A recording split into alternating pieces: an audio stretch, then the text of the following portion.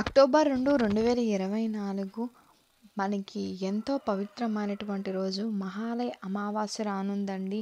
ఈ మహాలయ అమావాస్య రోజున గనక ఎవరైతే కలబందతో ఈ పరిహారం చేస్తారో అలాంటి వారి ఇంట్లోనికి లక్ష్మీదేవి ఖచ్చితంగా వచ్చి తిష్ట వేసి కూర్చుంటుందండి.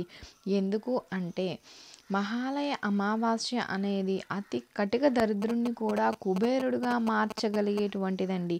ఈ యొక్క పితృపక్షంలో వచ్చిన మహాలయ అమావాస్య అంటే పితృదేవతలకి ఎంతో ఇష్టమైనటువంటిది. మహాలయ అమావాస్య రోజున గనక అంటే సకల దేవతలకు కూడా చాలా ఇష్టమైనటువంటి ఇదండి. మహాలయ అమావాస్య రోజు చేసేటువంటి కొన్ని పరిహారాలు అనేవి ఖచ్చితంగా కూడా కటిక దరిద్రుణ్ణి కూడా అపర కుబేరుడిగా మారుస్తాయి. చేతిలో చిల్లి గవ్వ లేని వారు కూడా కోటీశ్వరులుగా మారుతారు.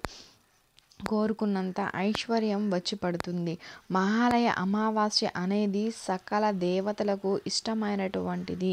మహాలయ అమావాస్య రోజున చేసేటువంటి ప్రతి చిన్న పరిహారం కూడా విపరీతమైన గొప్ప ఫలితాన్ని ఇస్తుంది. అంతేకాదు వద్దన్న ఐశ్వర్యం అనేది వచ్చి పడుతుంది. ఇంటిలో ఉండేటువంటి ఆర్థిక సమస్యలు అనేవి తొలగిపోతాయి. ఆర్థికంగా కూడా మనం ఏవైతే ఇబ్బందులు పడుతున్నామో, సమస్యల బాధతో బాధపడుతున్నామో వాటి నుండి కూడా విముక్తి లభిస్తుందండి. మహాలయ అమావాస్య అనేది పితృపక్షంలో వస్తుంది. ఈ పితృపక్షంలో వచ్చినటువంటి అమావాస్య అనేది పితృదేవతలకి చాలా చాలా ఇష్టం అండి. పితృదేవతలను ఏ విధంగా మనం కొలిచినా సరే ఈ మహాలయ అమావాస్య రోజు కనుక కొలిస్తే మీ ఇంటిలో వంశాభివృద్ధి అనేది జరుగుతుంది. మీ వంశంలో ఉండే దోషాలు అనేవి తొలగిపోతాయి. ఇట్టి దోషాలు ఎప్పుడైతే తొలగిపోతాయో అప్పుడు మీ ఇంటి సుఖ సంతోషాలతో నెలకొంటుందండి. మీ ఇల్లు సిరి సంపదలతో తులతూగుతూ ఉంటుంది అని చెప్పవచ్చు. అంతేకాదండి, ఆర్థికంగా అప్పులు అంటే చాలామంది కూడా ఈ రోజుల్లో అప్పు సమస్యతో ఇబ్బంది పడిపోతూ ఉంటారు కదా. ఆర్థికంగా వారు పడేటువంటి బాధల నుంచి విముక్తిని కలిగించాలి అన్నా, అంతేకాదు మీ పిల్లలు చెప్పిన మాట వినాలి అన్నా, ఇంటికి తగిలినటువంటి ఘోర నరదిష్టి, ఇంటిలో ఉండేటువంటి వ్యక్తులపైన ఉన్నటువంటి పితృదోషాలు ఇవన్నీ తొలగిపోయి లక్ష్మీదేవి కటాక్షంతో ఇంటిలో సిరి సంపదలతో వర్షం కురవాలి అంటే ఖచ్చితంగా అమావాస్య రోజున కలబందతో ఎలా చేయండి. ప్రతి మనిషి జీవితంలో అప్పుల సమస్య, అలానే ధనపరమైన సమస్య అనేది ఉంటుంది. మనకి ఏదైనా కష్టం వచ్చిందంటే ఎటు చూసినా అది దానికి డబ్బు కారణం అవుతుంది. ఆ డబ్బు మన చేతిలో లేకపోతే ఈ సమాజంలో కూడా మనకి గౌరవం అనేది ఉండదు. అంతేకాదండి, సమాజంలో మంచి కీర్తి ప్రతిష్టలు అనేవి ఉండవు. మనకి చాలా రకాల సమస్యలు వస్తుంటాయి. అంతేకాదండి, మన జీవితం అంతా కూడా అంటే మనం ఎంత కష్టపడి పనిచేసినా, ఎంత కష్టపడి పనిచేసే తత్వం ఉండి చేసినా కూడా లక్ష్మీదేవి కటాక్షం లేక డబ్బు అనేది నిలవదు. అలాంటి సమయంలో మీరు అమావాస్య రోజున కలబందతో ఇలా చేశారంటే ఖచ్చితంగా మీరు కోరిన ఐశ్వర్యం అనేది లభిస్తుందండి. మన ఇంటిలోనికి ధనం రావట్లేదు అంటే ఖచ్చితంగా ధనపరమైన సమస్యకి కారణం దుష్టశక్తి యొక్క చెడు ప్రభావం. ఆ దుష్టశక్తి యొక్క చెడు ప్రభావం ఎప్పుడు తొలగిపోతుందో అప్పుడే మన ఇంటిలో సిరి సంపదల వర్షం కురుస్తుంది. దుష్టశక్తి యొక్క చెడు ప్రభావం తొలగించాలి అంటే ఖచ్చితంగా ఈ యొక్క శక్తివంతమైన మహాలయ అమావాస్య రోజున ఈ విధంగా కలబందతో చేయాలి. కలబందతో చేయడం వల్ల ఎందుకు మంచి ఫలితాలు కలుగుతాయి అంటే పరిహార శాస్త్రపరంగా కలబంద మొక్కకి చాలా ప్రత్యేకమైన స్థానం ఉంటుంది.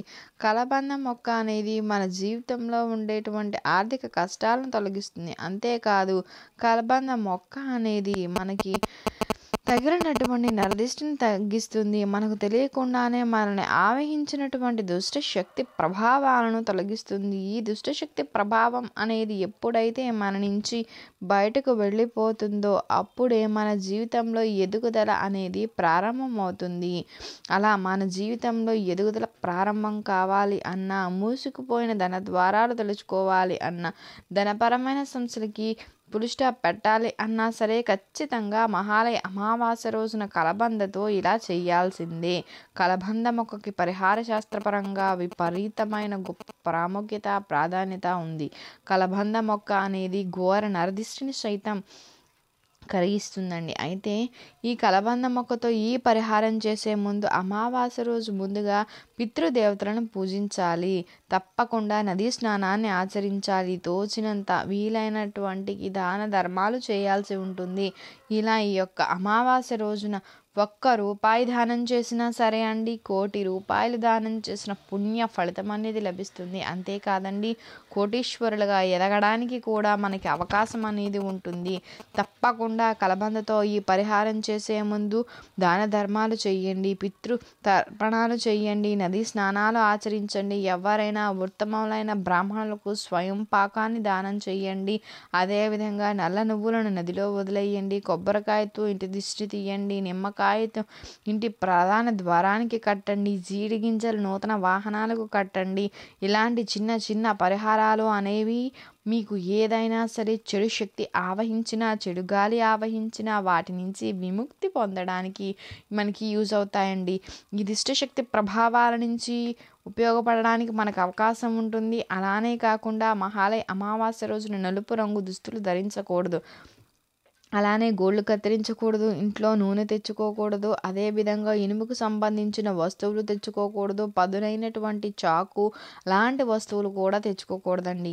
ఈ వస్తువులు తెచ్చుకున్నా, అదేవిధంగా మనం ఈ నియమాలు పాటించకపోయినా లక్ష్మీదేవికి ఆగ్రహం అనేది కలుగుతుంది. అందువల్ల చేతిలో చిల్లు గవ్వ ఉండదు. కుబేరులైనా సరే దరిద్ర స్థాయికి దిగజారిపోతారండి. ముఖ్యంగా అమావాస్య అంటే లక్ష్మీదేవికి చాలా ఇష్టం కాబట్టి అమావాస్య రోజున మర్చిపోకుండా ప్రతి ఒక్కరు కూడా సాయంత్రం రోజున ఇంటి ప్రధాన ద్వారం దగ్గర దీపాన్ని ఎడమ వైపున వెలిగించండి. అదేవిధంగా ఇంటి ప్రధాన ద్వారానికి ఎదురుగా చెప్పులను వదలకూడదు. చీపిరి ద్వారానికి ఎదురుగా పెట్టకూడదు. ప్రధాన ద్వారాన్ని పరిశుభ్రంగా ఉంచాలి. సింహద్వారం దగ్గర ఉండే డస్ట్ లేకుండా తుడవాలండి. సింహద్వారం దగ్గర మంచి సువాసన పరిమళాభరితం వచ్చేటువంటి అత్తరును చల్లాలి, లేక ధూపదీపాలు వేయాలి. సాంబ్రాణి దీపం, పచ్చ కర్పూరం అలాంటివి సాయంత్రం సమయంలో వేయాలి. ఇలా సాయంత్రం సమయంలో ఈ నియమాలను పాటించడం వల్ల అమ్మవారు మన ఇంటిలోనికి వస్తారు. అదేవిధంగా ఉత్తర దిక్కున తమలపాకు పైన దీపాన్ని వెలిగించండి. ఈశాన్య దిక్కున దీపం వేసి అక్కడ దీపాన్ని వెలిగించి చిన్నగా పసుపుతో గౌరీదేవి అంటే పసుపు ముద్దను తయారు చేసి తమలపాకును పెట్టి దాన్ని ఈశాన్య దిక్కులో పెట్టాలండి. ఆ విధంగా పెట్టడం వల్ల మన ఆర్థిక సమస్యలు అన్నీ తొలగిపోయి అదృష్టం అనేది విపరీతంగా కలిసి వస్తుంది.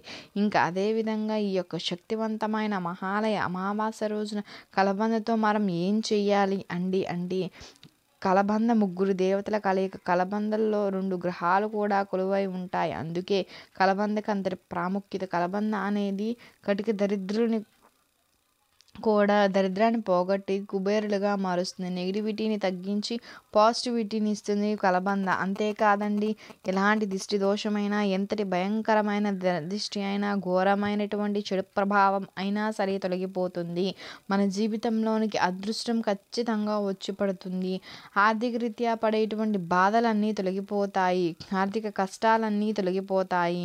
మీ జీవితంలో ఊహించని ధనాన్ని మీరు చూడగలుగుతారు. కలబంద మొక్క అనేది ఎలాంటి నీరు మట్టి లేకపోయినా సరే కేవలం గాలితోనే 6 నెలల వరకు జీవిస్తుందండి. కలబంద మొక్కలో ఎన్నో రకాల ఔషధ గుణాలు అనేవి ఉంటాయి. కలబంద మొక్క అనునిత్యము ముఖానికి రాసుకోవడం వల్ల ముఖంపై ఉన్న చెడు పీడ తొలగిపోతుంది. పింపుల్స్ లాంటివి, నల్ల మచ్చలు లాంటివి కూడా తొలగిపోతాయి. అంతేకాదండి, కలబంద గుజ్జును ప్రతినిత్యం కూడా నీటిలో కలుపుకొని జ్యూస్లా చేసి తాగడం వలన ఏంటంటే మన శరీరంలో ఉండే అధిక ఉష్ణం అనేది తొలగిపోతుంది. మనకు అధిక ఉష్ణం నుంచి వచ్చేటువంటి రకరకాల సమస్యల నుంచి కూడా మనం బయటపడగలుగుతాం. గర్భానికి సంబంధించిన దోషాలు ఉన్నా తొలగిపోతాయి. ఇలా కలబందతో మనకు ఆరోగ్యకరమైన లక్షణాలే కాదండి, ఆధ్యాత్మికమైనటువంటి లక్షణాలు కూడా చాలా ఉన్నాయి. అందుకే కలబంద మొక్కకి ఇంతటి ఎక్కువ ప్రాముఖ్యత అనేది ఉంది. మరి కలబంద మొక్కలు మనం ఏం చేయాలి అండి? ముందుగా వేర్లతో సహా కలబంద మొక్కలు అమావాస్య రోజు ఇంటికి తెచ్చుకోవాలి. వేర్లకు ఉండే మట్టిని కడిగి వేయాలి.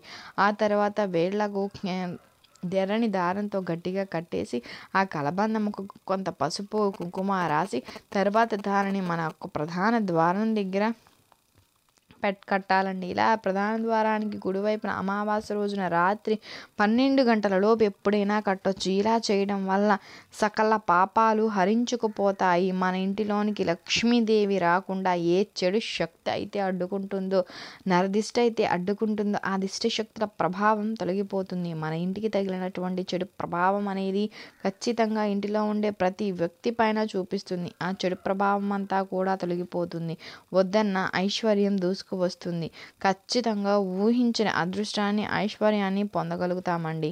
మీరు తెలుసుకున్నారు కదా, అక్టోబర్ 2 బుధవారం రోజున అత్యంత శక్తివంతమైన మహాలయ అమావాస్య రోజున కలబంద మొక్కతో మనం ఏం పరిహారం చేయాలి అని. మీకు కనుక ఈ వీడియో నచ్చినట్లయితే లైక్ చేయండి, షేర్ చేయండి, సబ్స్క్రైబ్ చేయడం మర్చిపోకుండా. కొత్త